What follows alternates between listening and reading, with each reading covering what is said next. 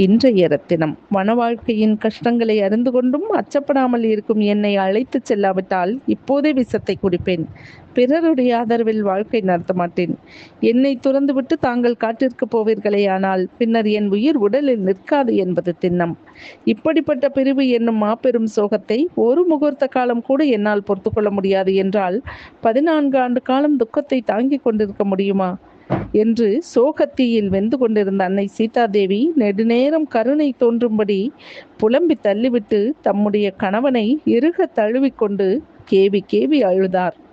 விஷம் தோயப்பட்ட பல பானங்களால் தைக்கப்பட்ட ஒரு பெண் யானை எவ்வாறு துடித்து போகுமோ அவ்வாறே முன்னர் ராகவர் கூறிய சொற்களால் தாக்கப்பட்ட அன்னை சீதா அதுவரை அடக்கி வைத்திருந்த கண்ணீரை வழியவிட்டார்.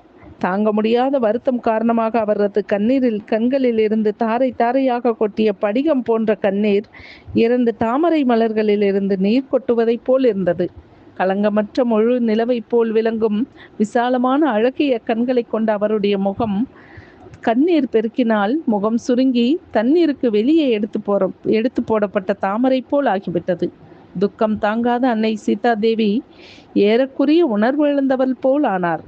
அவரை 2 கைகளாலும் அணைத்து தூக்கி மார்புற தழுவிக்கொண்டு அவரை சமாதானப்படுத்தும் வகையில் ராகவர் பேசினார். தேவி, உனக்கு துன்பத்தை கொடுத்து எனக்கு சொர்க்கம் கிடைக்கிறது என்றால் அதை நான் ஏற்க மாட்டேன். தான் தோன்றியான பிரம்மாவுக்கு எப்படியோ அப்படியே எனக்கும் எந்த காலத்திலும் எந்த இடத்திலும் எல்லளவு கூட பயமில்லை. காற்றில் உன்னை பாதுகாப்புடன் வைத்துக் கொள்வதற்கு எனக்கு ஆற்றல் உண்டு. என்றாலும் உன் அந்தரங்க அபிப்பிராயத்தை தெரிந்து கொள்ளாமல் உன்னை காட்டுவாசியாக்க நான் விரும்பவில்லை. மைதிலி, நீ என்னுடன் காற்றில் வாழ்வதற்காகவே சிருஷ்டிக்கப்பட்டுள்ளாய். எத்தனை ஆபத்துக்கள் வந்தாலும் கலங்காத நெஞ்சமுடையவன் தன்னுடைய கீர்த்தியை இழந்துவிட விரும்புவானா?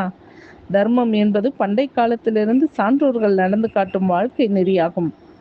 அந்த நல்வழியை இப்போது நானும் பின்பற்றுவேன்.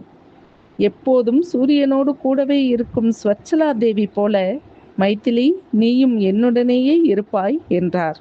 தொடர்வோம்.